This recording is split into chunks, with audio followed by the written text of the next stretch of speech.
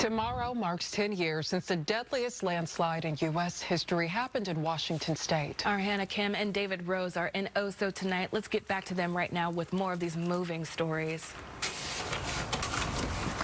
Frankie and Sabira, thank you so much. Tomorrow will mark the day that we lost 43 people in the deadliest landslide in U.S. history, as you mentioned. And not only are we here to remember those lives, we're here to also, remember and honor the communities here in Oso, Arlington, and Darrington. Those neighboring communities have been going through so much. Behind David and I, you'll see the slide scar. And this used to be known as the Steelhead Haven neighborhood. And right now we're sitting at a permanent memorial that will officially open tomorrow, and this is the base of where that subdivision used to be. And back behind me, there were families and toys and just, signs of life. And right now, what you can see right there, it's just nothing, and it's pretty profound to look at. Yeah, to get here, you'll enter right off Oso-Landslide Memorial Highway, which is Highway 530. They've renamed it, but it's right where the entrance was to that neighborhood. When you think about a tragedy like this, it is hard to wrap your mind around the magnitude of it. You do get the sense here of the loss. So you also get a really peaceful feeling. A lot of people have a crisis of faith when something terrible like this happens. There was a chaplain that was here, and he was trying to help anyone he could. And when you know anything about chaplains, usually they'll show up for a day or two, because generally in terrible situations they don't last. They might last a week. They don't go on for weeks and weeks and weeks and turn into months. It becomes a tremendous job. So we're blessed to talk to one chaplain who was here, who, boy, did he have a job to do. John Hopperstadt spoke with him, and listen to what he is now doing after his experience here at OSA. God, we thank you once again for your presence. In the most basic definition, a chaplain is a member of a clergy who leads religious services. In Oso, that title took on a meaning no one could have ever imagined, including Joel Johnson himself. Well, I was the first responding chaplain to come on scene. Johnson, or Chappie, as he's lovingly called, had just become a new father. He and his wife bringing their daughter home a few days before. But on the morning of March 22nd, 2014, his job took on a higher meaning. And so my role as a chaplain, I thought I was going to go kind of be the liaison between the family and some resources. This is a scary thing to have something move, barn, whatever it may be. In the quiet community of Oso, that was an ordinary call. But within minutes, he knew this would be anything but ordinary. It quickly grew from, again, something very simple to something very complex. And then as time went on, more and more agencies got involved to eventually it becoming, a declaration of a federal emergency. And here you have this community out here. It was one of the only kind of cluster of houses, and it had to happen there.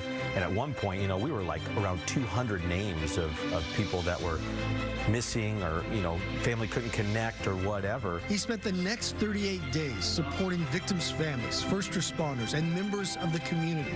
Chappie was now in charge of guiding a town in mourning through the healing process. Among his responsibilities, the grueling task of notifying family members that their loved ones were gone. Connecting with people if one of our loved ones was recovered, and then just could start the process with a bunch of other chaplains that helped with notifications and support, and with the ME's office, Sheriff's office. Witnessing that anguish firsthand is enough to break anyone, but Chappie leaned on something he always knew he could count on: his faith.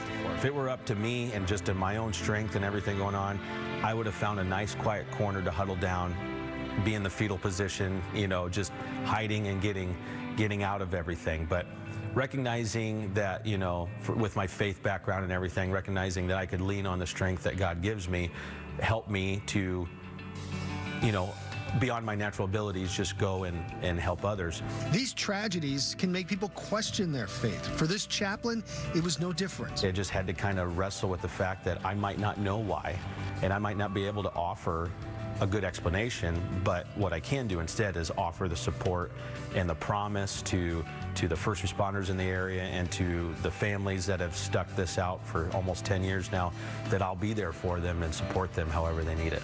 One of the things that helped drive him, watching the community come together. Bought, I think, like 100 hamburgers and cheeseburgers, and I'm inferring this a little bit, but it seemed like it was a personal sacrifice for them to make, to make the time to spend their hard-earned money to come and support us. And to me, that was just indicative of what was to come, just the outpouring of support from the local community and the larger region, state, nationally, and even internationally. And believing that there is a greater purpose. That landslide on that day in that small town of Oso on that road changed the trajectory of this man's entire life. I was working, volunteering as a chaplain, working as a chaplain for first responders, and then basically from March 22nd on, it changed. I had been full-time at a church in Arlington, and then kind of went and switched everything to the first responder world after that. I still volunteer and serve as a chaplain. But he still carries on one important message. There was a verse that came up very quickly for me out of the Bible. It was found in Psalms 119. It just says, Lord, sustain me as you promised. Don't let my hope be crushed. And so that was just something I hung on to and continue to hang on to this day. In the most basic definition, a chaplain is a member of a clergy who leads religious services. In Oso and in Joel Johnson, that title means more than anyone could ever imagine. In Corinthians, it says that God will never give you more than you can bear. I'm sort of paraphrasing there, but I know a lot of people certainly felt challenged by that when there were long days and long nights of uncertainty, and then knowing that your loved one had died and wondering exactly how something like this could happen. And it's so wonderful that he has continued on with his mission and really found his purpose in life. Yeah, he absolutely has. And there's so many people, so many stories that we would love to show you and tell you. And coming up in the next 15 minutes or so, we want to talk to someone who was in charge of getting all of the information to the public. As you can imagine, it was chaotic, so much going on. You had family members who were lobbying for information, and so you had people behind the scenes that you never really hear about doing a lot of work, and we want to hear from him. It's going to be a live interview, so please join us for that.